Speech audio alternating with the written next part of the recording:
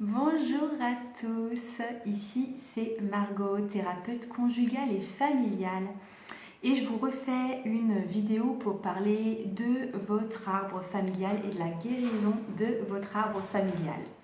Donc là, je parle d'une grande conversation que j'ai régulièrement avec mes consultantes et mes consultants, c'est que ces personnes qui viennent me voir ont l'impression de reproduire le comportement de leurs parents. Et ils veulent absolument éviter de revivre ce qu'ont vécu leurs parents ou de refaire ce qu'ont fait leurs parents. Et c'est un énorme problème pour eux. Ils veulent absolument se démarquer de ça et ne pas refaire ce que leurs parents ont fait. Donc j'ai pris pas mal de notes pour être sûre de rien oublier. Mais bon, bref, le truc c'est de voir une certaine caractéristique de ses parents et de se reconnaître dans cette caractéristique et de se dire « Oh mon Dieu, mais je suis en train de faire la même chose ». Et c'est relativement horrible la plupart du temps à vivre parce que c'est forcément un comportement qu'on juge, qu'on n'aime pas et qu'on veut absolument éviter dans sa vie à soi. Il s'agit de petits comportements comme une façon de se mettre en colère ou de juger les autres. Il s'agit de comportements plus larges comme le fait de se séparer. Et du coup, là, avoir l'impression de reproduire le divorce de ses parents, effectivement, c'est jamais quelque chose qu'on envisage avec sérénité. Donc, j'aimerais déjà vous dire que c'est quelque chose qui nous a été, effectivement, si on a tendance à faire ça, il y a une part de transmission. C'est effectivement quelque chose qui nous a été légué par nos parents ou par nos grands-parents et qu'on reproduit, mais on n'a pas à s'en vouloir parce qu'il s'agit vraiment d'une transmission inconsciente, c'est une transmission transgénétique, on va dire. Ça va bien au-delà de nos parents pour la plupart du temps. C'est pas parce que nos parents ont agi comme ça, c'est parce que nos parents, nos grands-parents, nos grands-parents, il y a quelque chose de plus lourd qui s'est transmis à cet endroit-là. Et en fait, tous nos comportements, quelque part un peu automatiques, on les met en place sans savoir que ça vient déjà de quelque part, que quelqu'un d'autre a déjà vécu ça avant nous et que c'est déjà inscrit en fait dans notre arbre généalogique. Donc, si on ne veut pas ressembler dans leur comportement à nos parents ou à nos grands-parents, c'est tout simplement parce que ce sont des comportements qui, la plupart du temps, nous ont blessés nous-mêmes.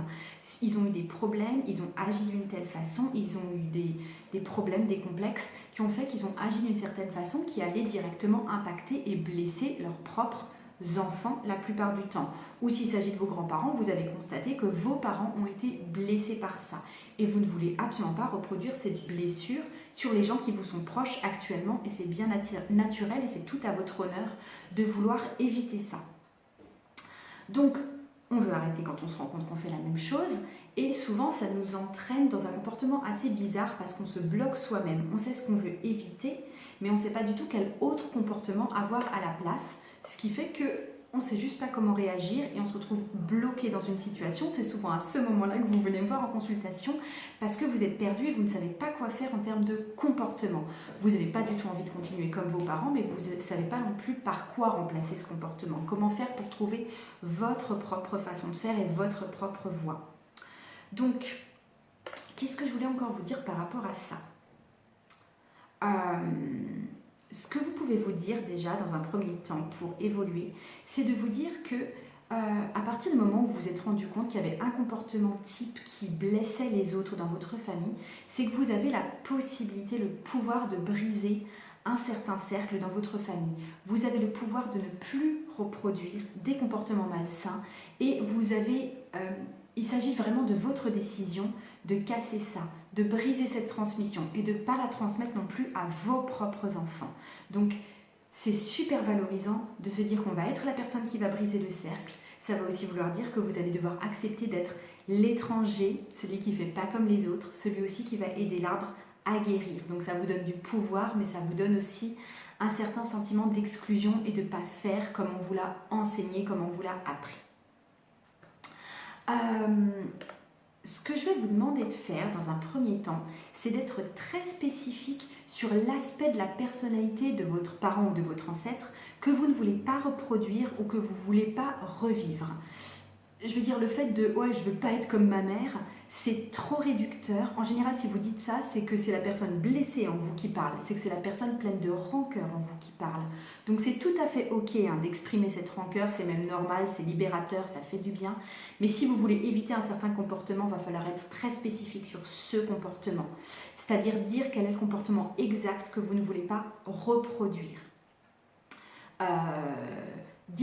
Essayez de verbaliser aussi ce que ça fait exactement sur les autres, quels sont les impacts sur les autres membres de la famille. Et ensuite, essayez d'imaginer et de verbaliser l'autre comportement que vous aimeriez mettre à la place de ce comportement précis. C'est quoi qui vous paraît plus adéquat? Et imaginez aussi l'impact que ce comportement adéquat pourrait avoir sur les autres membres de la famille, parce que ça aussi, ça va vous permettre d'avoir une certaine visibilité. Vous n'arriverez pas en fait à prendre le risque de changer si vous n'avez pas la perspective d'autre chose et la perspective aussi de ce que ça peut apporter aux autres personnes de votre famille et notamment aux enfants.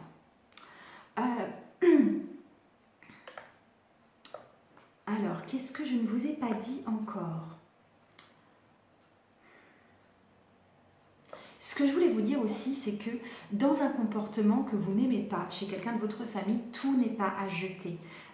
J'aimerais que vous ayez la capacité d'explorer ça d'un point de vue neutre et détaché. C'est aussi pour ça que je me sers beaucoup de symboles, comme ça aide vraiment à prendre de la distance et à pas s'investir trop émotionnellement dans toute sa rancœur, dans toute sa colère, etc. On garde quelque chose de détaché et donc ce sera impossible d'éradiquer complètement un comportement que vous ne voulez pas voir chez votre ancêtre, ce sera impossible de l'éradiquer complètement chez vous. Il restera toujours quelque chose.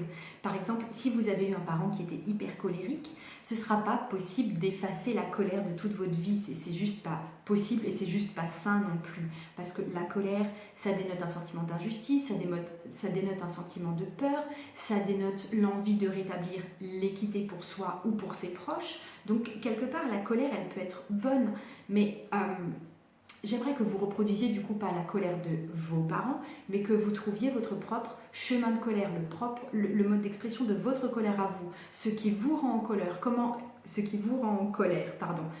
que vous pouvez l'exprimer, donc votre façon, votre connexion avec tel désir, avec tel comportement, telle émotion, et votre droit d'exprimer ça de façon totalement différente. Je voulais aussi vous dire que la plupart du temps, on ressent un sentiment de honte à reproduire quelque chose qu'on a fortement jugé chez nos parents. Parce qu'on se voit agir comme son ancêtre ou son parent et on se dit « Oh mon Dieu, mais en fait, je fais exactement la même chose » et on en a vraiment, vraiment, vraiment très honte. Moi, j'aimerais au contraire que vous vous félicitiez de votre prise de conscience, que vous vous félicitiez de votre envie de bien faire ou de mieux faire. Vous faites déjà du bon travail parce que c'est un travail. C'est dur de faire bouger non seulement vous-même, mais c'est quelque part toute la structure de votre arbre que vous allez déplacer. Donc c'est normal que ce ne soit pas facile, évident et les doigts dans le nez en fait. Donc, et c'est normal de reproduire les comportements appris de ses parents, de ses grands-parents. C'est ce qu'on a hérité, c'est ce qu'on a appris année après année. Donc vraiment, si vous ressentez de la honte, moi je vous dis que c'est une dépense inutile d'énergie. Ne passez pas de temps dessus, c'est vraiment une perte d'énergie, c'est une hémorragie d'énergie. Tout le monde va avoir des comportements appris, c'est comme ça. Et des comportements ancestraux, des comportements génétiques. Et c'est hors de votre contrôle de gérer ça, de gérer votre transmission.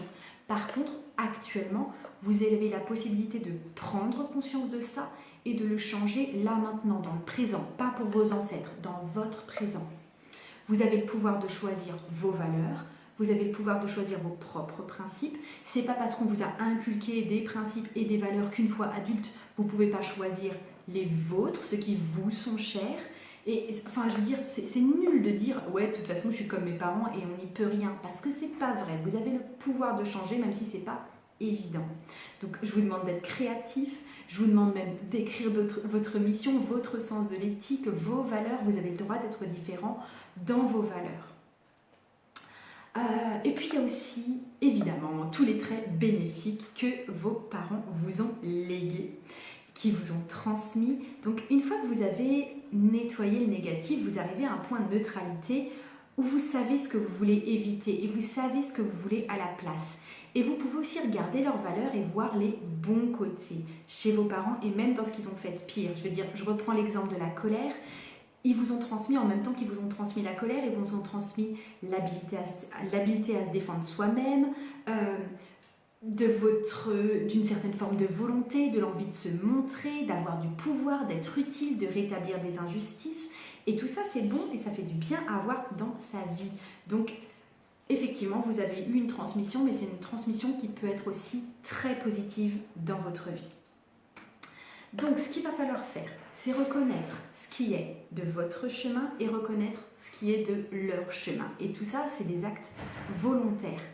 Je voulais aussi vous dire, et vraiment insister là-dessus, ce sera impossible de forcer vos parents ou vos grands-parents ou vos arrière-grands-parents à évoluer et à travailler sur eux. Je veux dire, c'est possible de travailler uniquement l'impact que ça a sur vous et ce que vous allez en faire. Si vos parents ne sont pas prêts à changer, eh ben, ils n'en prendront jamais eux-mêmes la décision, en tout cas pas à ce moment-là de leur vie. Et ce n'est pas vous qui pourrez les forcer. Le travail qu'on va faire, c'est pas travailler sur vos parents directement, c'est travailler sur vous. Et c'est à partir de vous que votre arbre pourra évoluer. Donc, vous travaillez sur vous pour donner un nouveau sens à vos choix, pour vous offrir le choix de nouveaux comportements que vous avez choisis. Et là, c'est tout l'arbre, effectivement, qui peut se retrouver guéri et transformé.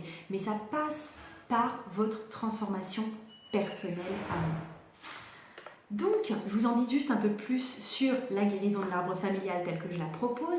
Déjà, c'est un sujet que j'adore exposer, et c'est pour ça que je propose ça. Et c'est des choses que j'ai désamorcées pour moi et que je continue encore de désamorcer pour moi parce que je pense que c'est une route qui n'est jamais tout à fait finie. Les inscriptions, ça y est, elles sont ouvertes depuis jeudi et elles vont être ouvertes pendant 2 semaines parce que je ne vais travailler qu'avec un petit groupe de personnes.